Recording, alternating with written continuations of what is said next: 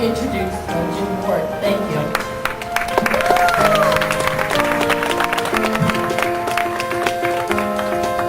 Thank you, Denise and Steve, so much. Thank your organizations for sponsoring this event, and thank you all for being here. This is great.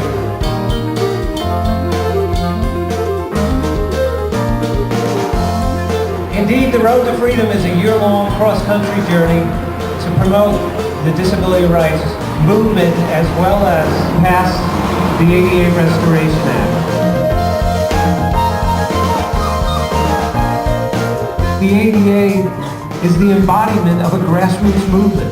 And in 1990, this historic landmark law was passed. So we are here as students to learn from local leaders and from people with disabilities of all walks of life about how the ADA is working here in Troy, how it's working in the Albany area, how it's working in New York State, how it's working throughout the country, and also how it's not working. So what is your name? Deborah Hamilton. I'm the disability services person on campus. The ADA was the first legislation to really catch the public's attention. So it's made a very big difference, and you know, in that sense, it's affected me and everybody with a disability. So of course, we want to support the ADA and make sure that it stays a strong rock. The ADA is under attack. The ADA has been dramatically weakened and narrowed in the courts, where the courts have ruled that if you have a disability and it's kept in check, you can function well day to day.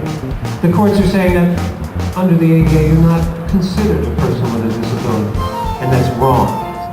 I join you, I join our community in demanding that Congress respond to what the courts have done. Disability is one of the poorest communities that we have. All we have is our voices. The only way they could get their message across was the media. And nowadays, to get the media, you almost have to be arrested. You got to be doing something, like that. And so they put themselves in harm's way to get their point across.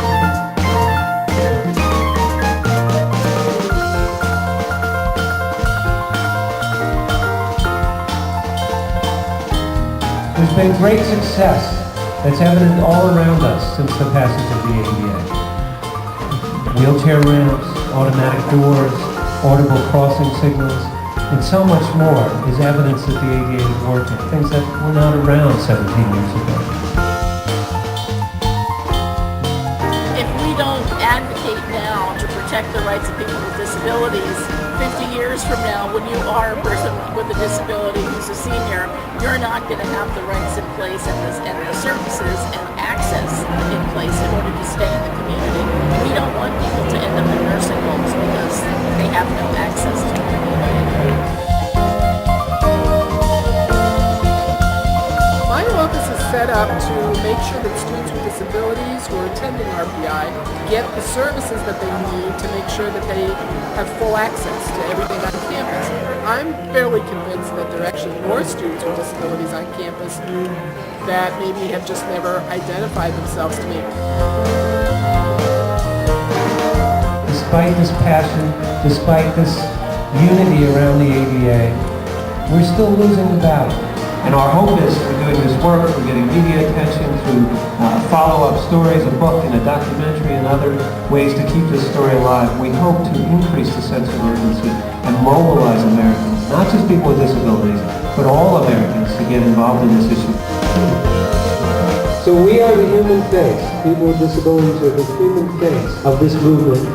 We are the human face of the ADA. And we're here to say together, get on the bus, America.